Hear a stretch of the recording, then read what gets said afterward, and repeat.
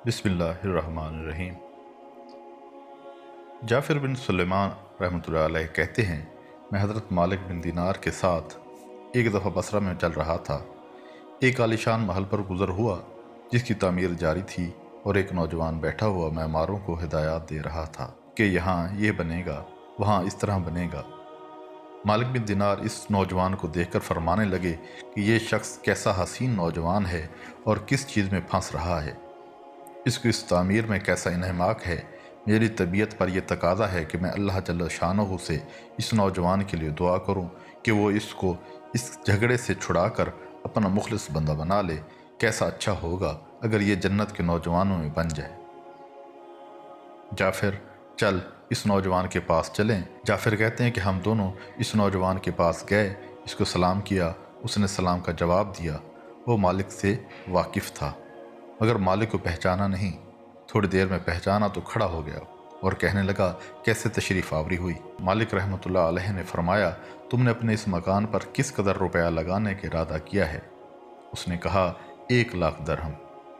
मालिक ने फरमाया, अगर तुम ये 1,00,000 दरहम मुझे दे दो तो मैं तुम्हारे लिए जन्नत में एक मकान का ज़िम्मा लेता हूँ जो इससे बदर चाह बेहतर होगा और इसमें हशाम खुदाम बहुत से होंगे। इसमें खैमे और कबे सुर्ख याकूत के होंगे जिन पर मोती जुड़े हुए होंगे। इसकी मट्टी ज़ाफ़रान की होगी, इसका गारा मुश्क से बना होगा, इसकी खुशबुएं महकती होंगी। वो कभी ना पुराना होगा ना टूटेगा। इसको मेमार नहीं बनाएंगे बल्कि हक ताला शानहू के अमर कुन से तैयार होगा। इस नौजवान ने कहा, मुझे सोचने के लिए आज रात की मोहलत दीजिए। कल सुबह आप तशरीफ़ लावें तो मैं इसके मुतल्लिक अपनी राय अर्ज़ करूँगा। हज़रत मालिक रहमतुल्लाह अलैह वापस आए और रात भर इस नौजवान के लिए फ़िक्र व सोच में रहे। आखिर शब में इसके लिए बहुत आजिज़ से दुआ की। जब सुबह हुई हम दोनों इसके मकान पर गए। वो नौजवान दरवाजे से बाहरी इंतज़ार में बैठा था और जब हज़रत मालिक रहमतुल्लाह अलैह को देखा तो बहुत खुश हुआ। हज़रत मालिक ने फरमाया, तुम्हारी कल की रात में क्या राय रही। इस नौजवान ने कहा कि आप इस चीज़ को पूरा करेंगे जिसका कल आपने वादा फरमाया था।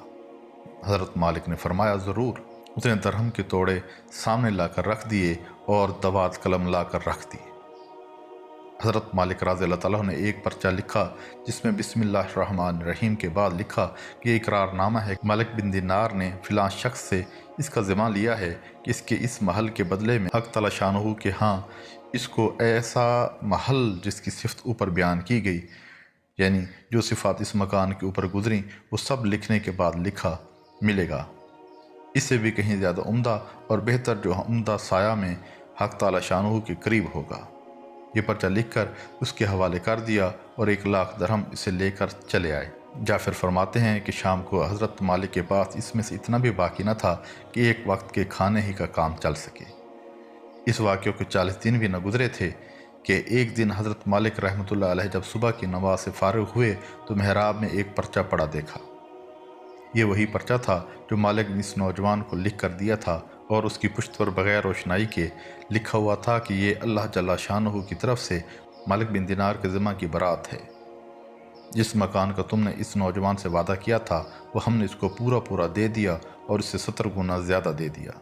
हज़रत मालिक इस पर्चा को पढ़कर मुतहय्यर से हुए। इसके बाद हम इस नौजवान के मकान पर गए तो वहाँ मकान पर स्याही का निशान था जो शौक के तौर पर लगाया होगा और रोने की आवाज़ें आ रही थीं। हमने पूछा तो मालूम हुआ कि इस नौजवान का गुज़श्ता कल इंतकाल हो गया है।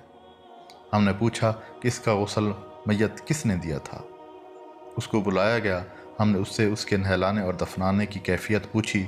उसने कहा, इस नौजवान ने मरने से पहले एक पर्चा दिया था और कहा था, जब तू मुझे नहलाकर कफन पहनाए तो ये पर्चा इसमें रख देना।